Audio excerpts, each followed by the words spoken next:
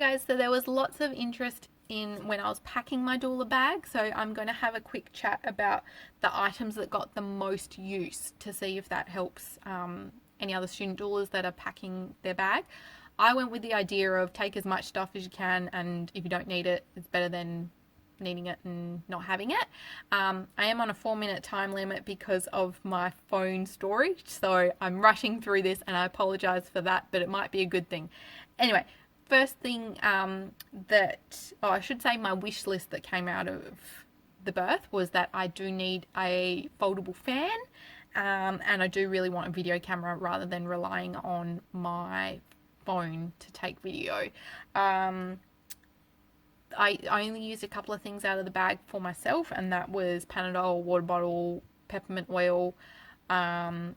The things I used for mum, the first thing that got a use that I didn't think I would use and just threw it in just in case was this essential oil spray.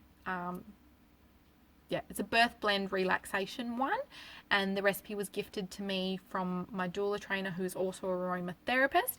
I didn't think I would use it because the mum loves her essential oils and had heaps ready to go, but the diffuser took a few minutes to get going. We had to set that up. So while we're setting that up, I sprayed this, and it meant that she instantly knew that her oils were there. And I do think that that brought her a bit of comfort, is just knowing that, you guys are organising this for me and it's on the go. I can not worry about that anymore. So that was a good thing. The Risobo definitely got some use. I took a washcloth for water. We put cold water on that and had that on her neck and her head, and that was instant access. Hair ties, she had her hair tied up and braided anyway, but I used one of my ties to tie it on her head. She had her own, but it's just easier for me to go, I know they're exactly in my bag right here, and I'll get that out. And even then her husband needed the blue tack to put up her affirmations, and he had to ask her. So to avoid him asking her, it was a good thing to have blue tack in my bag and be like, we don't need to ask her, I've got that. Washcloth. The next thing that got the most use was I went looking for silicone straws to be able to add to drinks. Couldn't find one, but I did find a smoothie cup with a silicone straw in Kmart for under $5, I think it was.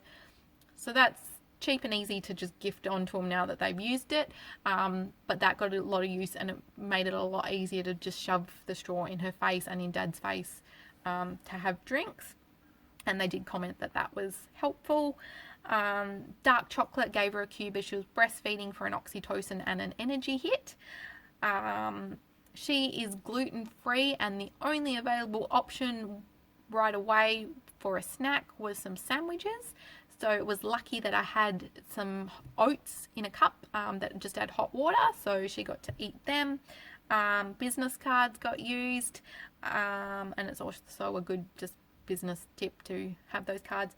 But the thing that I'm surprised that I used is a bath pillow. It was an inflatable one that was gifted to me for my birthday, and we don't have a bath, so I just thought, oh, I'll chuck it in just in case, because I know the birth centre's bath is a solid one, and that might save rolling up towels or whatever. It was blow up one with pads on the back. Because it's got wet and in the bath with her bodily fluids, I'm going to throw it out, but they're like $5 on eBay, so I'm going to stock up on them. And it was something cheap, easy, that gave her a lot of comfort, and my 4 minutes is up. So yep, that's my big tip, is the bath pillow.